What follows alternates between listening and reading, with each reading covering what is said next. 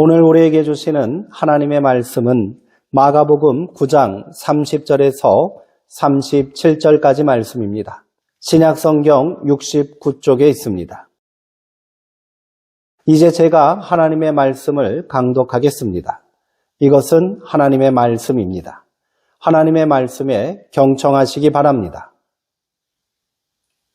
그곳을 떠나 갈릴리 가운데로 지날새 예수께서 아무에게도 알리고자 아니하시니 이는 제자들을 가르치시며 또 인자가 사람들의 손에 넘겨져 죽임을 당하고 죽은 지 3일 만에 살아나리라는 것을 말씀하셨기 때문이더라. 그러나 제자들은 이 말씀을 깨닫지 못하고 묻기도 두려워하더라. 가버나움에 이르러 집에 계실새 제자들에게 물으시되 너희가 길에서 서로 토론한 것이 무엇이냐 하시되 그들이 잠잠하니 이는 길에서 서로 누가 크냐 하고 쟁론하였음이라. 예수께서 앉으사 12 제자를 불러서 이르시되 누구든지 첫째가 되고자 하면 무사람의 끝이 되며 무사람을 섬기는 자가 되어야 하리라 하시고 어린아이 하나를 데려다가 그를 가운데 세우시고 안으시며 제자들에게 이르시되 누구든지 내 이름으로 이런 어린아이 하나를 영접하면 곧 나를 영접함이요 누구든지 나를 영접하면 나를 영접함이 아니요 나를 보내신 이를 영접함이니라. 아멘. 동행, 섬김과 영접이라는 제목으로 하나님의 말씀을 함께 나누겠습니다.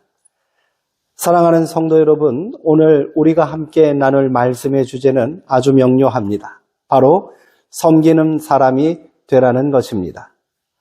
그러나 여러분도 잘 아시다시피 이 말씀만큼 우리 삶에서 실천하기 어려운 것도 없습니다. 예수님께서는 모든 사람의 끝에 서서 섬기는 자가 되라 말씀하셨지만 정작 우리는 본능적으로 맨 앞줄에 서고 싶어 합니다. 사람은 누구나 자기 존재를 확인받고 싶어하는 욕구가 있습니다. 내가 남보다 더 높고 좀 더 유능하며 좀 더 주목받는 존재라는 사실을 증명하기 위해 치열하게 살아갑니다. 사실 높은 자리에 올라가야 대우도 좋아지고 삶에 여유도 생기며 평판도 좋아지는 것이 세상의 이치가 아니겠습니까? 만약 높은 자리에 오를수록 월급이 깎이고 고된 일만 늘어난다면 누가 그 자리를 탐내겠습니까? 이런 섬김을 받으려는 마음은 학식이나 빈부격차와 상관없는 인간의 본성입니다. 성경은 이를 원죄의 결과라고 말합니다. 아담과 하와가 저지른 최초의 범죄가 무엇이었습니까? 바로 하나님처럼 되려는 것이었습니다. 신학자 어거스틴은 이를 휘브리스, 즉 교만과 자기애라고 정의했습니다. 신앙생활을 오래 했다고 해서 이 본성이 저절로 사라지는 것은 아닙니다. 어떤 대형교회에서는 장로가 되기 위해서 주차 봉사가 필수라고 합니다. 예배부장을 하면 따놓은 당상입니다. 그러나 정작 장로가 되고 나서는 절대로 주차 봉사나 힘든 예배 봉사는 하지 않습니다. 그건 이제 내가 할 일이 아니라고 생각합니다. 나무랄 일도 아닙니다. 이게 인간의 한계이며 본성입니다. 저 역시 마찬가지입니다. 목사라고 하지만 저도 그저 그런 사람일 뿐입니다. 그래서 오늘 설교는 저에게도 또 여러분에게도 참 힘든 주제입니다. 단순히 섬기며 삽시다라는 구호로 끝낼 일이 아니기 때문입니다. 오늘 말씀을 통해 우리가 어떻게 이 끈질긴 인간의 본성을 극복하고 예수님이 가르쳐 주신 섬김의 자리에 이를 수 있을지 함께 깊이 고민해 보기를 소망합니다. 오늘 본문의 사건은 가버나움으로 가는 길에서 시작됩니다. 당시 예수님은 갈릴리를 지나가시면서 자신의 행적을 사람들에게 알리지 않으려 하셨습니다. 왜 그러셨을까요? 예수님에 대한 맹목적인 열광과 적대감이 공존하는 갈릴리 사람들이 예루살렘 행을 알게 되었을 때 벌어질 소동이 염려되었기 때문일 수 있습니다. 지금은 당신의 죽음 이후에도 하나님 나라에 헌신해야 할 제자들에게 집중할 때입니다.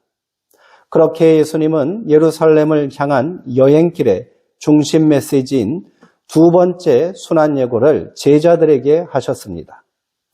인자가 사람들의 손에 넘겨져 죽임을 당하고 죽은 지 3일 만에 살아나리라. 예수님은 지금 자신의 죽음을 비장하게 예고하고 계십니다. 3년 동안 동고동락한 제자들이라면 이제는 이 길의 의미를 깨닫고 함께 아파해 줄 것이라 믿으셨을 것입니다. 더군다나 빌립보 가이사라에서 첫 번째 순환 예고를 하신 지 얼마 지나지 않았을 때이니 제자들도 이 말씀을 깊이 새겨야 할 것입니다. 하지만 제자들의 반응은 참담합니다. 32절을 보면 제자들은 이 말씀을 깨닫지도 못하고 묻기도 두려워했다라고 전합니다. 모르면 물어야 하는데 제자들은 묻지도 않았습니다. 관심의 대상이 아니었기 때문입니다. 빌립보 가이사라에서 그렇게 호된 꾸지람을 듣고도 깨닫지 못한 것입니다. 그 무관심의 결과가 무엇으로 나타납니까? 길 위에서 벌어진 쟁론입니다. 예수님은 죽음과 사명을 말씀하시는데 뒤따라오던 제자들은 누가 제일 크냐 이를 두고 싸우고 있었습니다. 서로 잘났다고 말싸움을 벌인 것입니다.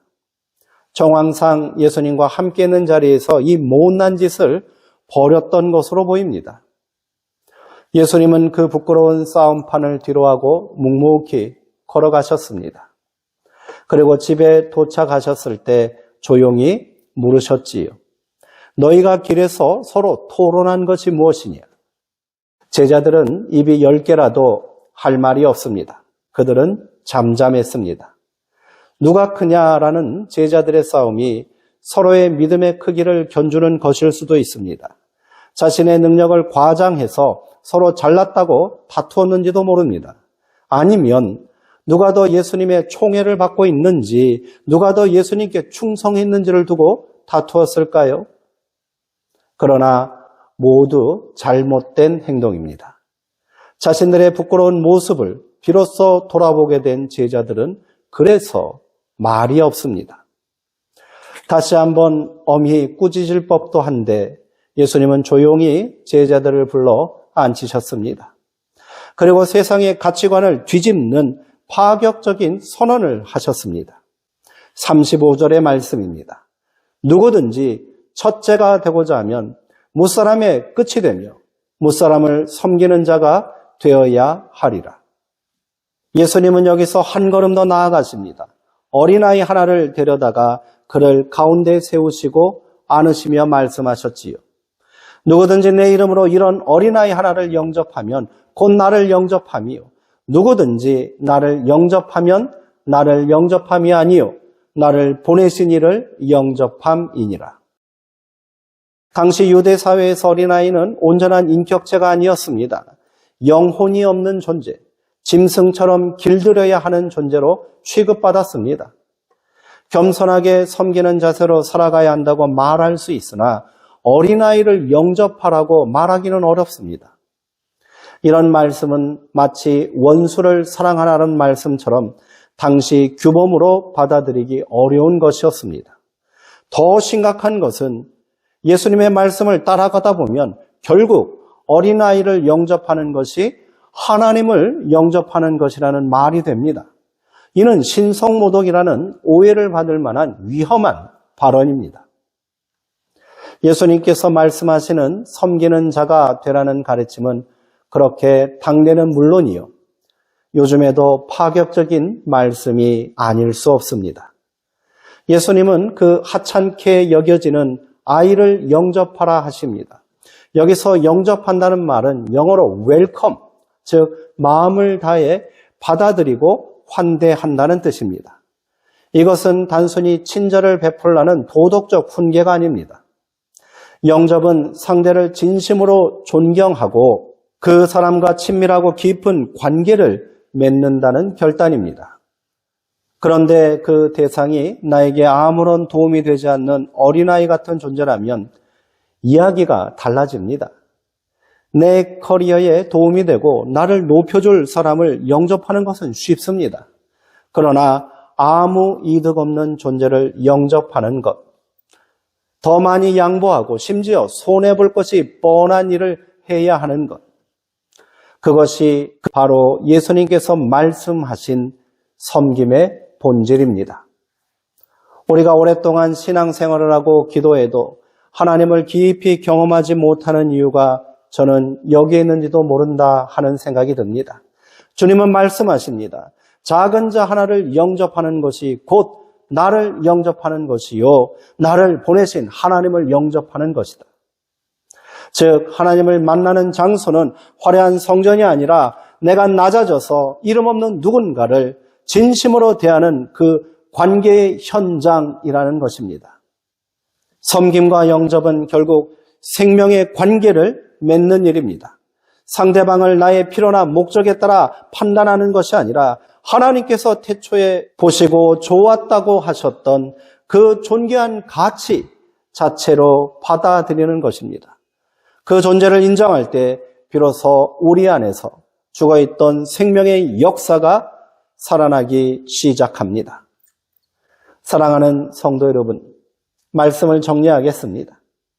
설교를 시작하며 어떻게 인간의 본성을 극복할 수 있을지 고민해 보자고 했지만 사실 저도 막막합니다. 제 힘으로 하려니 불가능해 보인 겁니다. 하지만 방법이 있습니다.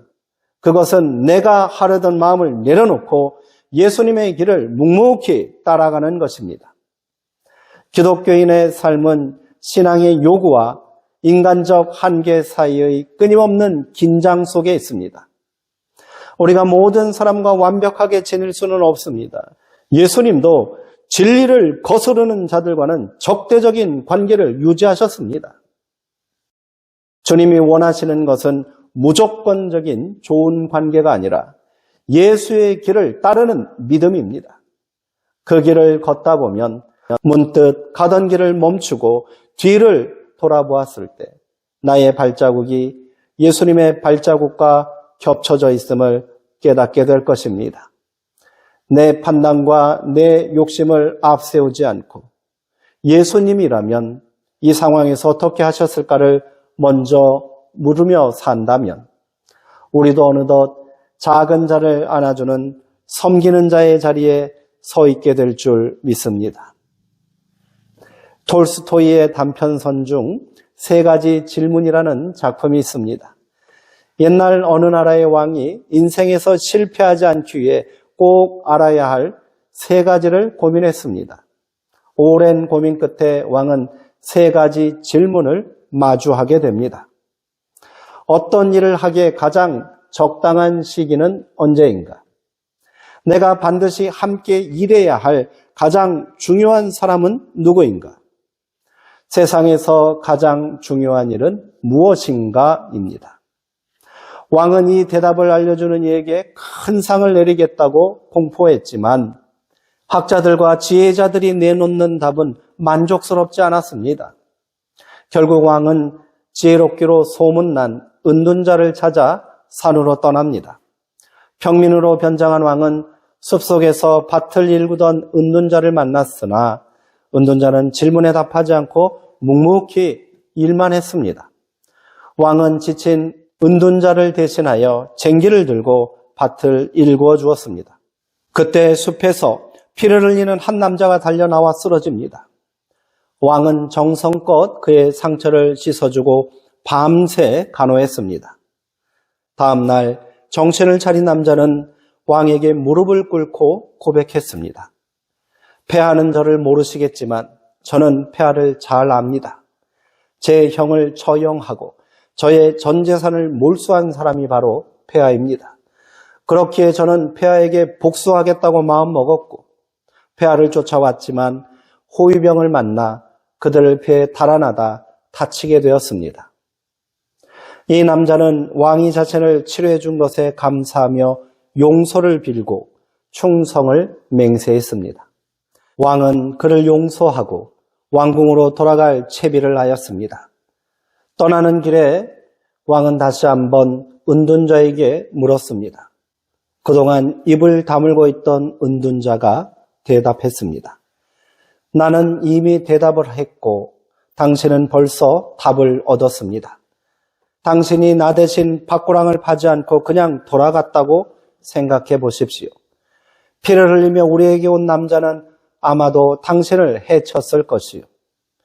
이것이 첫 번째로 질문한 가장 중요한 순간에 대한 대답이요. 두 번째 질문에 대한 대답은 바로 나라고 말해주겠어. 마지막으로 당신에게 가장 중요한 일은 나를 도와준 것이었어. 고로 나를 위해 선행을 베푼 것이 당신이 한 가장 중요한 일이었어. 기억하십시오. 가장 중요한 순간은 바로 지금이라는 사실을 말이요. 사람이 유일하게 통제할 수 있는 시간은 오직 지금뿐이기 때문이요. 또한 가장 중요한 사람은 바로 지금 함께하고 있는 사람이요. 마지막으로 가장 중요한 일은 함께 있는 그 사람에게 착한 일을 행하는 것이지요. 신앙생활을 하다 보면 생각이 복잡해질 때가 있습니다. 이것도 해야겠고 저것도 해야 할 것 같아 마음만 분주해집니다. 그러다가 결국 아무것도 하지 못할 때가 많습니다. 우리는 좀 더 단순해질 필요가 있습니다. 너무 많은 생각과 일로 분주하기보다는 한 가지라도 분명히 깨달은 바를 실천하는 것이 중요하지 않겠습니까? 예수님은 예루살렘으로 올라가는 길에 제자들에게 많은 것을 요구하지 않으셨습니다. 자신이 가는 길을 제자들도 동참하라고 촉구하셨을 뿐입니다. 이것이 믿음의 본질입니다. 이어지는 섬김과 영접은 그 믿음의 선한 열매요, 궁극적으로 우리가 추구해야 할 가치입니다. 아직 그 길의 깊은 의미를 알지 못하고 다 이해할 수 없을지라도 묵묵히 예수님을 따라가다 보면 예수님이 가시는 길이 보이지 않겠습니까? 우리는 수정동교회라는 이름 아래 모인 제자들입니다. 너무 많은 일로 분주하기보다 지금 여기서 내가 감당할 수 있는 말씀 한 가지라도 실천해 봅시다. 예배에도 힘쓰십시오. 기도에 전념하십시오. 말씀에 집중하십시오. 그리고 내 주변에 있는 내가 무관심했던 어린아이 같은 한 사람을 온전히 섬기고 영접해 보십시오. 그때 비로소 우리 삶 가운데 하나님을 만나는 생명의 역사가 일어날 줄 믿습니다. 이 섬김과 영접의 길을 끝까지 걸어가시는 수정동교회 모든 성도님들 되시기를 주님의 이름으로 축원합니다. 기도하시겠습니다. 사랑과 자비의 하나님 아버지, 오늘 말씀을 통해 우리 마음 깊은 곳에 자리 잡은 누가 크냐는 욕망의 민낯을 마주하게 하시니 감사합니다. 입술로는 주님을 따른다 하면서도 발걸음은 세상의 높은 자리를 향해 치열하게 달려갔던 우리의 교만과 어리석음을 용서하여 주옵소서. 주님, 인생에서 가장 중요한 시간이 바로 지금이며 가장 소중한 사람은 지금 내 곁에 있는 사람임을 잊지 않게 하옵소서. 제자들이 미래의 영광을 다투느라 곁에 계신 주님의 고난을 보지 못했던 것처럼 우리도 나의 성공과 이익에 눈이 멀어 곁에서 울고 있는 작은 자들을 외면하지 않게 하옵소서. 예수님께서 어린아이 하나를 품에 안으셨던 것처럼 우리도 주님의 이름으로 내 곁에 연약한 이웃을 영접하기 원합니다. 섬김을 통해 내 삶의 현장이 하나님을 만나는 거룩한 지성소가 되게 하옵소서. 내가 하려 하면 어렵사오니 오직 성령께서 우리의 마음을 주장하사 거룩한 종의 마음을 품게 하옵소서. 수정동교회 모든 성도가 오늘 만나는 한 사람에게 진실한 평화와 사랑을 전하는 부활의 증인으로 살아가게 하옵소서. 섬김의 본이 되시는 예수 그리스도의 이름으로 간절히 기도하옵나이다. 아멘.